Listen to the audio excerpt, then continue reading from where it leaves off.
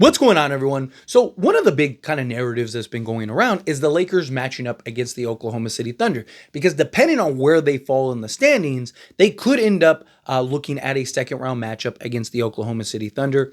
I myself have said that I believe the Lakers would beat the Thunder, and I'll kind of re-go over that here in a moment, but I really like that matchup. I really like that favorable matchup. In my opinion, the best matchup path to get to the finals would be Houston, the Thunder, and then, whoever you end up playing. Ideally, I still don't want to play the Nuggets. I do think the Lakers can beat the Nuggets this year, but, I still worry about playoff Jokic. But nonetheless, I do think the Lakers, if they were to play the Thunder in the second round, I do think that they would advance into the conference finals. Something that I've talked about. I talked about it even when we had Anthony Davis, that I like that matchup, and the Lakers have won that matchup more often than not because of their advantages, right? The biggest reason why is just the Lakers' size. Lakers are a big team, right?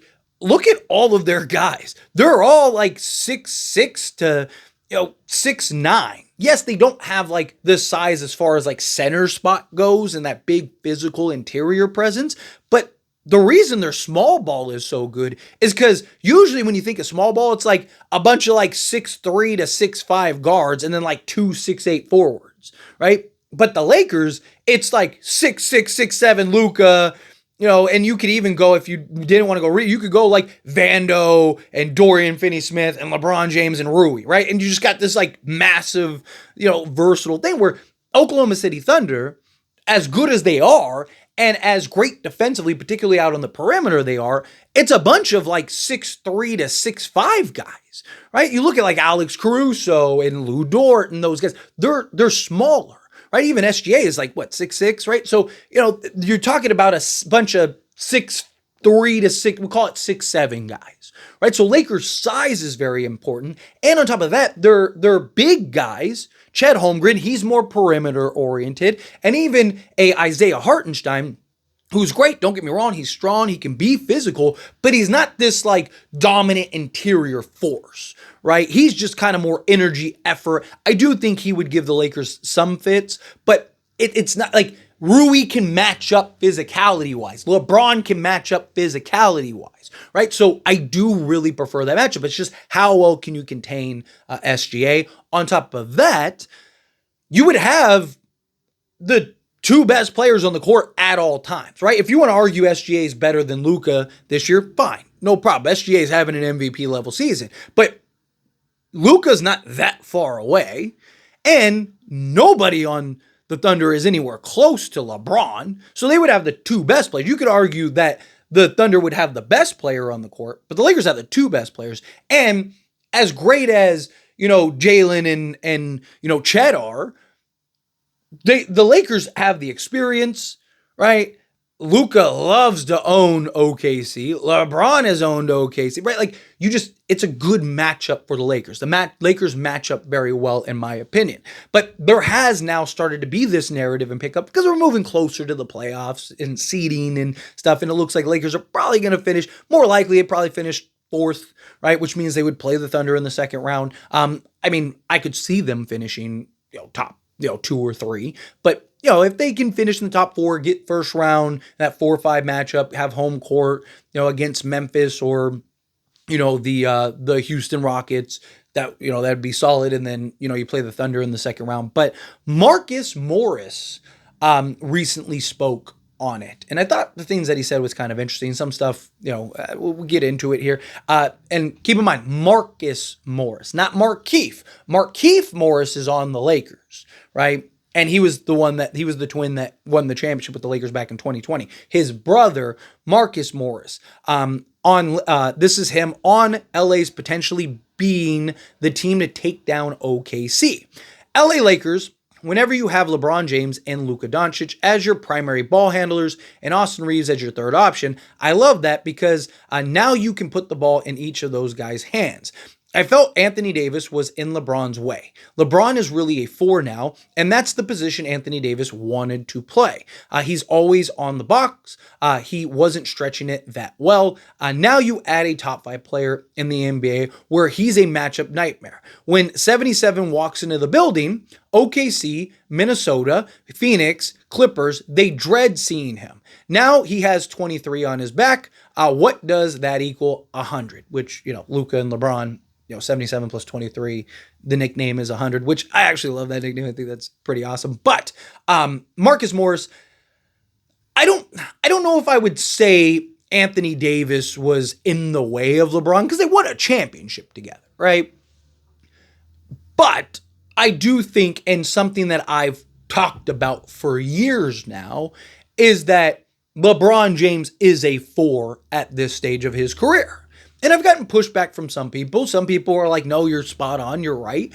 And again, we haven't gone through all these coaches and all this stuff, and they've made all these changes and adjustments, and everyone just keeps putting LeBron at the 4. LeBron said himself, this was years ago, but LeBron said himself that he's a natural 4, right? Even in Miami, dating back to Miami, he was playing the 4. The Miami Heat started really running away with stuff when LeBron moved to the 4 and they put Chris Bosh at the 5, right? So LeBron playing the 4 is not something that just has been a recent Laker thing. He's done it for a good majority of his career, playing heavy 4 minutes, right? He's so good he can play anywhere. And, the argument was hey, LeBron played point guard when he won the chip, but it's why the Lakers have been searching for a guy like Luka for so long, because LeBron wants to play more off ball. He doesn't want the ball in his hands. So, but I disagree that Anthony Davis was holding the Lakers back or holding LeBron back or was kind of in his way.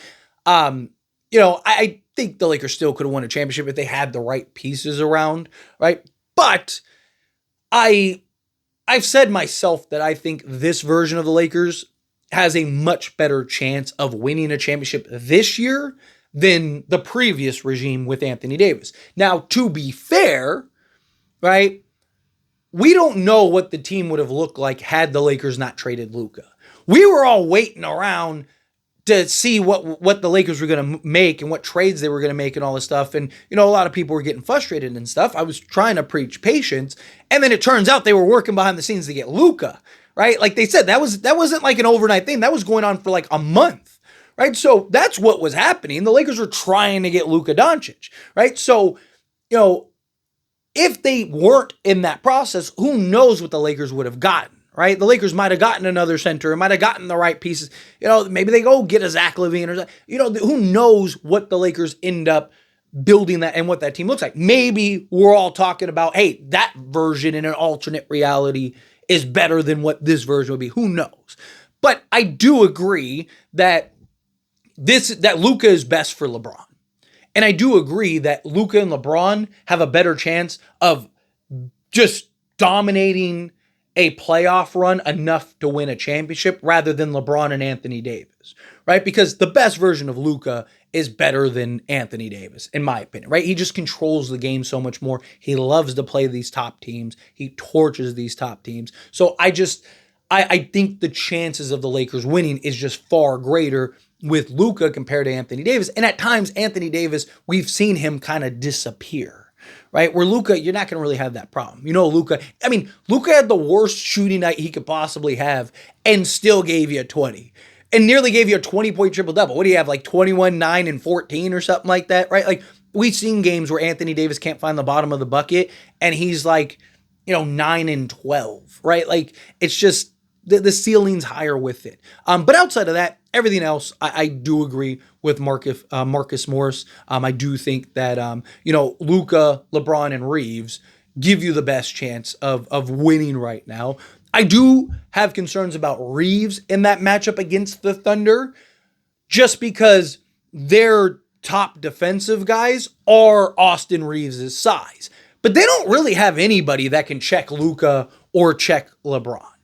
Right? Because again, all their guys are just smaller, right? So chances are it's probably going to be this team defense thing. Austin Reeves might just thrive because they're just trapping and trying to contain Luka and LeBron. And Reeves might kind of just be the odd man out and he might have, one of their lesser defenders on him. But I also could see something where it's let's just team defense Luka keep an eye on LeBron and then put like, Dort to just hound and Caruso to hound Austin Reeves all series. I'm not saying Austin Reeves is going to be, a scrub in that series, but I'm saying like, I don't know if he'll be, Austin Reeves might torch both of them. Right? I don't want to make it sound like, Austin Reeves is going to get clamped up or anything like that. But I just think, their guys match up better against Austin Reeves than LeBron with his size and Luka with his size. It's kind of what I'm getting at. But anyway, as always, this is a discussion, and I pass the question on you. Let me know your thoughts and opinions down in the comments below. What do you think? How do you feel? What are your thoughts? What do you make of the comments from Marcus Morris? Do you think the Lakers have a real chance at beating the Oklahoma City Thunder? However you feel, whatever your thoughts are. Either way, I'd love to hear it. So let me know down in the comments below. That being said, if you haven't liked this video, hit that like button. Helps me a lot, so we enjoy these types of videos, and I truly appreciate it. Not subscribe channel, hit that subscribe button, turn on the bell notifications. Appreciate y'all. See you in the next one. Thank you.